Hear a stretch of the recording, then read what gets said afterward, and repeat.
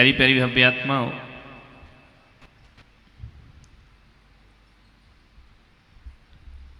एक बार का प्रसंग है। रामायण का बड़ा सुंदर प्रसंग है। राम दरबार लगा है, हनुमान का प्रवेश हुआ।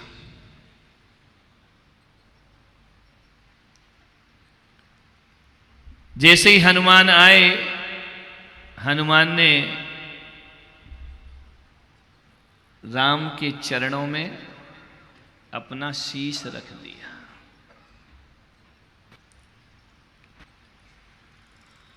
जैसे ही हनुमान ने अपना शीश रखा, राम ने उनके शीश पर अपना आशीष रख दिया। एक बात याद रखो, शीश झुकेगा तो आशीष जरूर मिलेगा, ध्यान रखिए। शीश झुके आशीष मिलेगा, शीश झुका आशीष मिलेगा। गुरु से पहले ईश मिलेगा, शीश झुके आशीष मिले। जब जब शीश झुके हैं उन्हें आशीष जरूर प्राप्त हुए। जब भक्ति प्रगाढ़ होती है, जब भक्ति में डूबती है कोई आत्मा, तो एक बात याद रखना, अभिषेक, चरणाभिषेक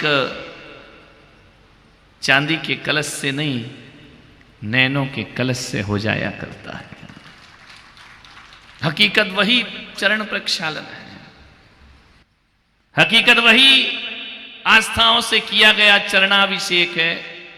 जो जो झुके हैं उन्हें ऊपर उठने का अवसर प्राप्त हुआ करता है। एक बात याद रखना, अपने से बड़ों के सामने झुक कर के जियो। ध्यान रखना, बड़ों के सामने झुक कर जियो। जो अपने से बड़े हैं, बड़े ज्ञान में भी हो सकते हैं, बड़े आयु में भी हो सकते हैं, बड़े अनुभव में भी हो सकते हैं, बड़े साधना में भी हो सकते हैं, और अपने से बड़े रिश्तों में भी लोग अपने से बड़े हो सकते हैं। बड़ों के सामने झुककर जीने का प्रयास करो, बड़ों के सामने बड़ा बनने का प्रयास मत करना। इतना बड़ा दुस्साहस कभी भूल कर भी मत करना। अरे बड़ों के सामने बड़ों बनोगे तो बिखराव होगा और टकरार होगी, और बड़े के सामने छोटे बनोगे उनका प्यार मिलेगा और आशीर्वाद मिलेगा। छोटे बनकर के जीने की कला हनुमान ने सिखा दी सारे जगत को, कि संसार में जो भी पाया जा सकता है वह छोटे बनकर पाया जा सकता है। बड़े बनकर आज तक किसी को कुछ प्राप्त नहीं हुआ। कई आते हैं मेरे कमरे में, महाराज आशीर्वाद दे दो। अरे बाबा इतनी जोर से काहे को चिल्ला रहा है, शांति से आशीर्वाद लेना। एक आया, नमोस्तु महाराज। अरे तुम इनका क्यों रे, बीबी से लड़के आया है क्या? बोले आपको कैसे पता? मैंने कहा तेरा स्टाइल बता रहा है, ध्यान रखना, तेरा अंदाज बता रहा कि आज तो झगड़ा करके आया है।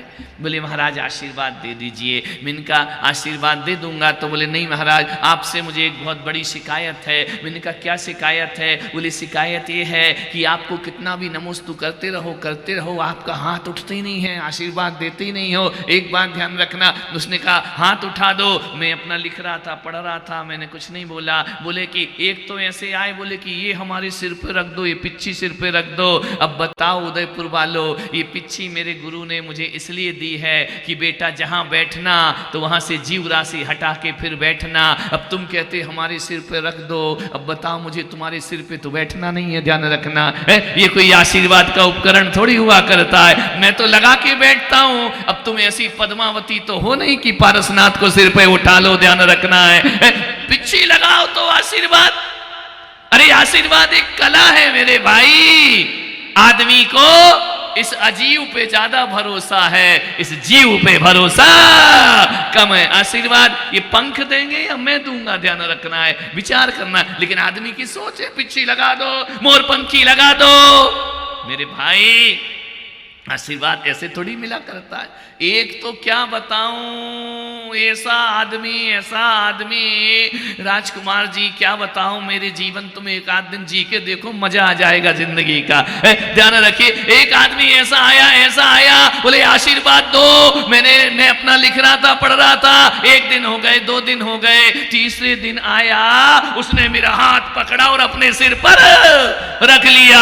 मैंने कहा ये क्या कर रहा है?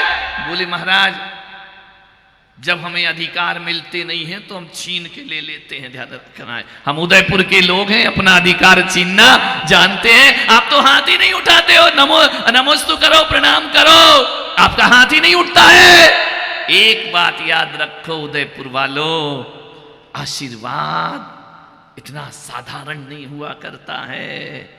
आशीर्वाद तो एक आकस्मिक घटने वाली घटना होती है। आशीर्वाद वो नहीं होता कि तुमने नमन किया और हमने हाथ रख दिया, वो ही आशीर्वाद नहीं होता मेरे भाई। संत अपने कक्ष में बैठे हैं, पढ़ रहे हैं, लिख रहे हैं, किसी से चर्चा कर रहे हैं, और तुम्हें देखकर यदि संत ने मुस्कुरा दिया, समझना आशीर्वाद प्राप्त हो गया। ध्यान रखना, आशीर्वाद का अर्थ हाथ उठना ही आशीर्वाद नहीं है, पलकें उठ गई तो आशीर्वाद हो गया। ध्यान रखना, तुम संत के कमरे में गए और संत ने पूछ लिया, भाई साहब तुम्हारा नाम क्या है, समझ लेना आशीर्वाद की प्राप्ति हो गई। और संत ने तुम्हें थोड़ा सा कोई काम बता दिया, समझना आशीर्वाद की बरसात।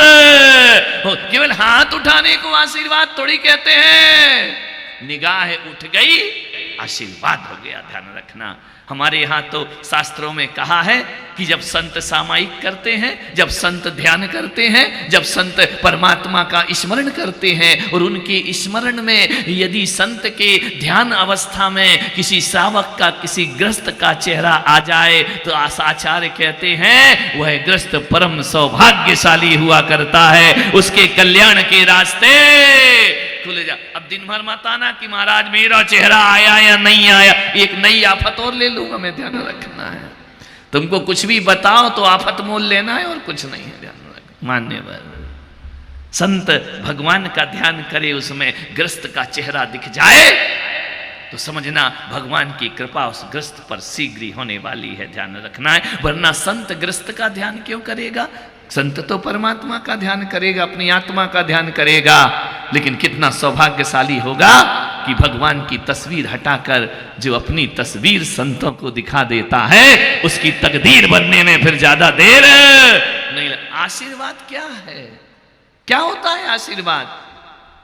तुमने मांगा, मैंने दे दिया। कई आते हैं बोले डायरी में आशीर्वाद लिख दो, अरे जैसी मेरी वसीयत लिखवा रहा हो। ध्यान रखना है, आशीर्वाद, एक बात याद रखो, आशीर्वाद तो ऐसी घटना है कि देने वाले ने कब दे दिया ये उसे भी नहीं पता, और लेने वाले को कब मिल गया ये उसे भी नहीं पता। ध्यान रखना, आशीर्वाद कोई लेन देन नहीं है, आशीर्वाद कोई व्यापार नहीं है। ये पुलक मंच के जितने युवा बैठे हैं, ऋषभदेव के यहाँ बैठे हैं, पूरा परिवार है, पूरे जुड़े हुए हैं, 100 लोगों का संगठन इन्होंने बना रखा है। बोले महाराज हमारे परिवार को कब आशीर्वाद दोगे, हम कब आकर के आपके चरणों में बैठे। ध्यान रखना है, मैंने कहा ध्यान रखना, आशीर्वाद मांगा नहीं जाता है, आशीर्वाद कोई महोत्सव नहीं हुआ करता है, आशीर्वाद तो एक जीवन की ऐसी घटना है, ऐसी घटना है, कब मिल जाए कोई भरोसा नहीं है। मैंने कहा ध्यान रखना, आया हूं, ऐसा ना हो कि मैं यहां से चला जाऊं। और ध्यान रखना, लोग कहते महाराज हमारी पहचान, महाराज इसका नाम जानो, इसको पहचानो। एक बात याद रखना उदयपुर वालों, दुनिया को नाम से कोई नहीं जानता, सारी दुनिया काम से जानी जाती है। ध्यान रखना है, नाम रटाने में तो मैं थक जाऊंगा, इतने लोगों के नाम कहां तक रटूंगा। बड़ी मुश्किल से तो 24 भगवान के नाम याद किए हैं, अब तुम्हारे नाम और याद करूं बैठ करके। विचार करो, मैं चाहता हूं कि दुनिया नाम से नहीं, दुनिया काम से जानी जाती है। और एक बात याद रखना, संत चरणों में कोई स्थान देता नहीं है, संत चरणों में स्थान बनाने का प्रयास करना पड़ता है। ध्यान रखिए, यहां कोई किसी को आसन नहीं देता है, बेचारे स्वागत में ऊपर आते हैं, इतने में कुर्सी में कोई और बैठ जाता है। ध्यान रखना है, यहाँ कोई किसी को कुर्सी, यहाँ बैठे थे वहां पहुंच गए लास्ट में मान्यवर, यहाँ कोई किसी को कुर्सी नहीं देता, यहाँ कुर्सी का स्थान खुद बनाना पड़ता है मेरे भाई। यहाँ कोई आगे आने, ये दुनिया है, ये तुम्हें पीछे ढकेलेगी, कोई भी तुम्हें आगे आने नहीं देगा। और एक बात याद रखना, प्रवचन सभा में आगे सोफे में बैठ जाने से जिंदगी महान नहीं होती है। महान तो वो होती है अपने सत्कर्मों से संत के हृदय में बैठ जाओ, इससे बड़ा आसन दुनिया में कोई दूसरा नहीं हुआ करता है। राम ने अपना आशीष हनुमान की शीश पर रख दिया। ऐसे लगा हनुमान को, ऐसे लगा जैसे अंबर ने धरती का स्पर्श कर लिया हो। रोम रोम रोमांचित हो गए पवन पुत्र हनुमान, आंखों से झरझर आंसू झरने लगे। राम ने कहा कि हनुमान, इतने भाव विवल मैंने तुम्हें जिंदगी में कभी नहीं देखा। बोले भगवान, हम तो सोचते थे कि जंगल में ही आप हमारे साथ हैं, आज अवध में राम दरबार में भी आप अपने भक्त को नहीं भूले, इसलिए मेरे रोम रोम से अश्रु की धारा हो गई। मेरा मन पसीज गया कि इतने ऊंचाइयों पर आने कर वह वनवासी राम जहां राजा राम बन करके सम्राट बन करके बैठ गए, उसके बाद भी भगवान आपने मुझे याद रखा। ये मेरे जीवन का सबसे बड़ा सौभाग्य है। एक बात याद रखो उदयपुर वालों, मैं यहां से चला जाऊंगा जरूर, रहने थोड़ी आया हूं, ध्यान रखना। चला जाऊंगा दिवाली के बाद, लेकिन एक बात ईमानदारी से बताओ, तुम मुझे याद रखोगे या नहीं? बोलो, रखोगे ना? आगे की लाइन लगता नहीं रखेगी। मीना जी, रखोगे ना? याद रखोगे ना? पक्का? भूलोगे तो नहीं? पक्का याद रखोगे? एक बात याद रखो, मैं यहां से चला जाऊंगा, तुम मुझे याद रखोगे, कोई बड़ी बात नहीं है, ध्यान रखना है। संतों को तो सारी दुनिया याद करती है। संत किसी भी शहर से चला जाए, वो शहर उन्हें याद करता है। तुम मुझे याद रखो, ये कोई बहुत बड़ी बात नहीं, मैं तुम्हें याद रखूं, ये बहुत बड़ी बात हुआ करती है। मैं तुम्हें कैसे याद रखूं? तुमको कुछ करना पड़ेगा इस 4 महीने में, ध्यान रखना है, तब तो तुम्हें हम याद रखेंगे। मान्य हनुमान को राम याद रखे। ऐसे भक्त बनो कि तुम भगवान को याद ना करो, भगवान तुम्हें याद करे तो तुम्हारी भक्ति सार्थक होती है, तुम्हारा जीना सार्थक होता है। भगवान के ओंठों पर तुम्हारा नाम आ जाए, जीवन धन्य धन्य कृत्य हो जाया करता है। जब भगवान महावीर समोसरण में बैठकर राजा सैनिक को हे राजन कह करके बुलाया करते थे, सैनिक का रोम रोम रोमांचित हो जाया करता। संतों के हृदय पे, संतों की जुबान पर तुम्हारा नाम आना चाहिए। ऐसे कुछ काम अपने जीवन में करके दिखाइए। राम ने कहा हनुमान, इतने भाव विभल कैसे हो गए? आप तो बलवीर हैं, आप तो शौर्यवान हैं, आप तो योद्धा हैं, श्रेष्ठ योद्धा है, लेकिन तुम्हारी आंखों से ये जल बह रहा है। एक बात याद रखना, कौन कहता है कि पत्थर नहीं रोते?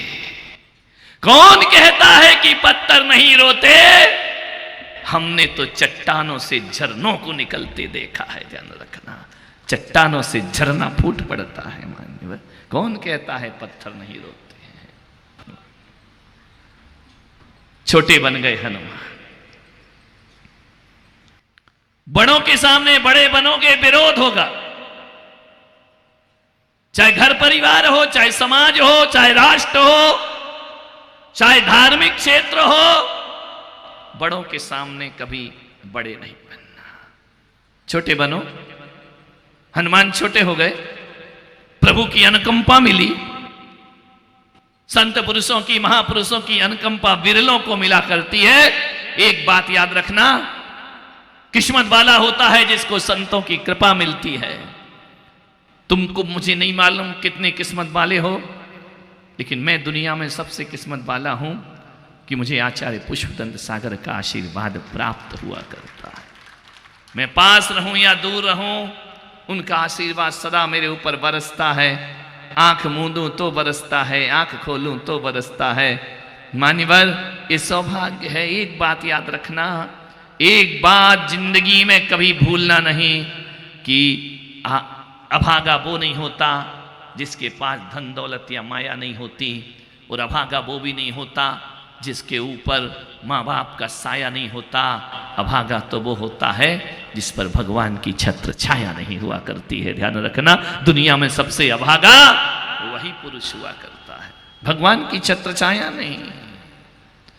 जुबान पर प्रभु का नाम नहीं, दिल में प्रभु की चाहत नहीं, आंखों में प्रभु की मूरत नहीं, अभागा आदमी है। बड़े बुजुर्गों से कुछ मत चाहो, केवल उनसे आशीर्वाद चाहिए।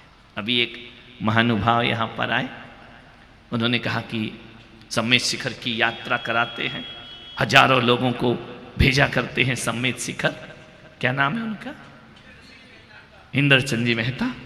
आके उन्होंने मुझसे कुछ नहीं मांगा, इतने ही कहा महाराज आशीर्वाद दो, हर बार में हजारों लोगों को सम्मेत शिखर की यात्रा करा सकते।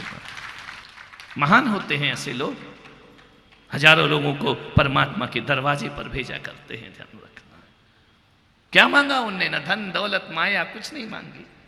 क्या मांगा? कि मेरा परिवार खुश रहे, ये भी उन्होंने नहीं मांगा। उन्होंने ये भी नहीं कहा कि मेरा व्यापार बढ़े, उन्होंने कहा बस मेरा व्यापार बढ़े या ना बढ़े, भक्तों की भरमार सम्मेत शिखर पे बढ़ना चाहिए, उसके लिए मैं सतत प्रयत्नशील रहूं। ध्यान रखना, विचार करना है। ज्यादा मान सम्मान बड़ों से मत चाहो, टकराव होगा। झुक जाओ, झुक जाओ। झुकेगा वही जिसमें जान है, झुकेगा वही जिसमें जान है। अकड़ मुर्दे की खास पहचान है, झुकेगा वही जिसमें। कौन झुकता है? जिंदा आदमी, ध्यान रखना, डूबता है, मुर्दा तैर जाता है। ध्यान रखिए। कभी ख्याल किया है कि नदी किनारे जो बड़े बड़े वृक्ष खड़े रहते हैं अकड़ के, और एक बार बाढ़ आ जाए, वह नदी अपने बाढ़ में वृक्षों को जड़ से उखाड़ करके ले जाए। अकड़ में जीता है वृक्ष।